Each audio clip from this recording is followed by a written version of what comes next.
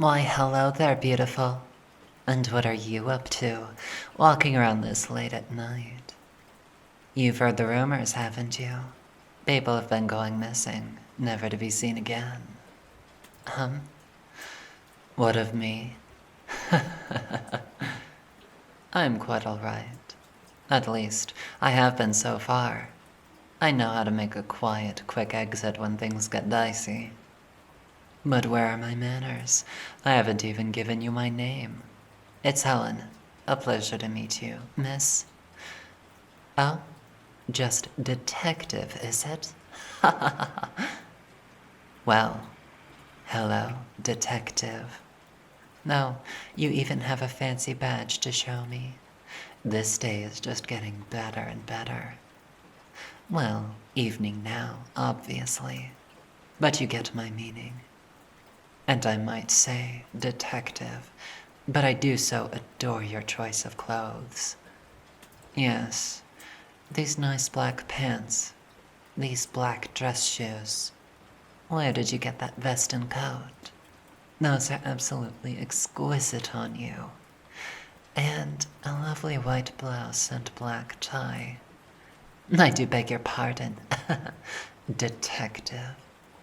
I just really enjoy the details that your vest and blouse has. Love the trim. So, detective, may I ask what a girl like you is doing in a place like this? You're investigating the disappearances. Oh, I see. And what am I doing out here? Well, I am just on my way home from work. I'm feeling a little tired, but I should be able to get there just fine on foot. What do I do for work? I'm a bartender. You don't believe me? Oh, you've just been around a while and you haven't seen me work at any bars. But I'm not lying. I swear it. Perhaps you just haven't been by the location that I work at. But I don't see you walking in those doors anytime soon. Though I have been wrong before. Where do I work? You're asking some pretty forward questions there, miss. Detective. I'm afraid that I cannot answer that question. At least, not right now. Well, to be blunt, I don't know you well enough yet. I would rather not have the eyes of the law poking and prodding around my place of work, because then my tips would plunge significantly. Would you mind walking with me on the way home? It is rather dark. I'd rather not be jumped again. And you are packing some heat, am I correct? Unless that's not a gun that I spotted bulging in that pocket of yours. So it is, huh? Alright. Of course I don't discriminate. And none of my patrons do either. It's not the sort of place that would do that. Well, shall we? I'm glad you decided to walk with me, detective. Believe it or not, but I am scared of the dark. A little bit. I'm always a little frightened by what might lurk beyond the shadows. And again, the mysterious figure kidnapping people right off the street. It's enough to give anyone second thoughts. Then why walk? Well, because I can't afford to drive. Not right now, at any rate. Are you scared of the dark, detective? No? I see. Fearless, are we? How long have I lived around here? Well, I've lived here for a few years by this point. Work is good, if a little risky at times. Sometimes a troublesome patron comes my way, and it's up to me to set them to rights. I am a firm believer in rehabilitation. Every single troublesome person I've ever encountered has become a wonderful friend in time. Oh, right. We have to go through here. Yeah, it's a little dark, but it's safe most of the time.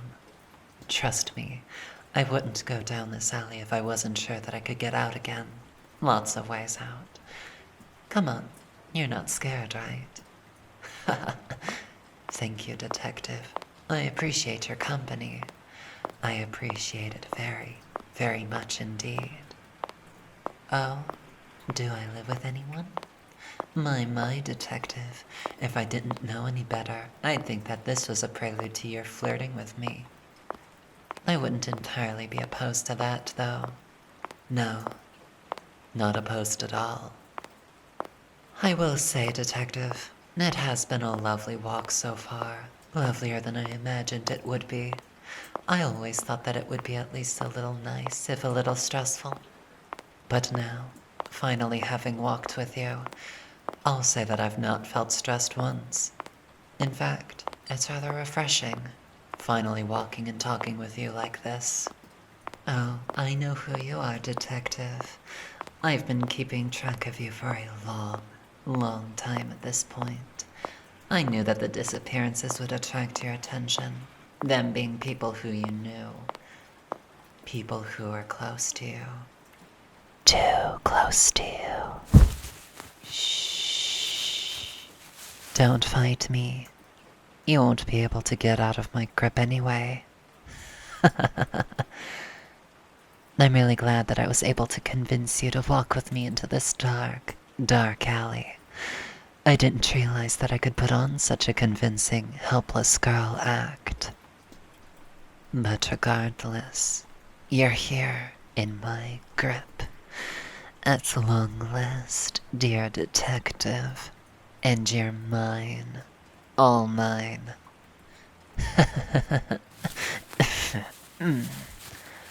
Stop struggling, my dear. I know you're a fighter, but you won't be able to fight the drugs, and you'll only hurt yourself trying. What drugs? These drugs. There we go. Didn't feel the needle entering your neck, did you?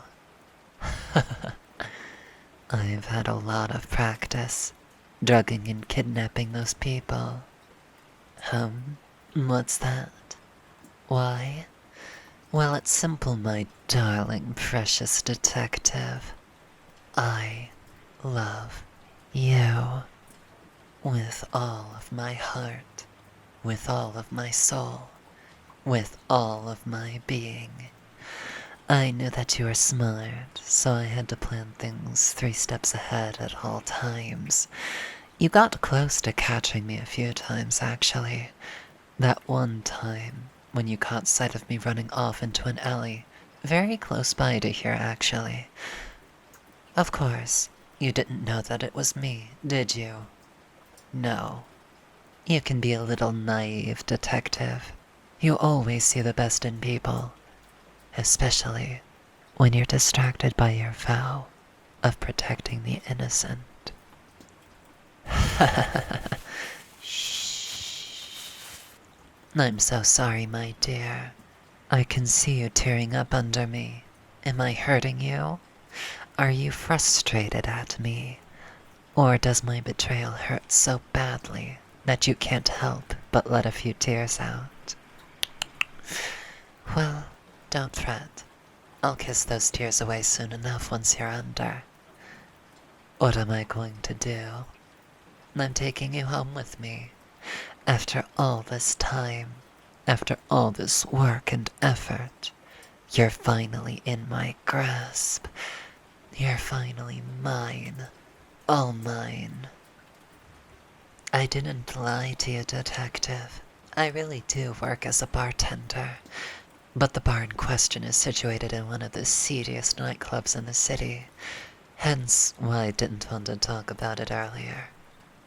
You never visit those places.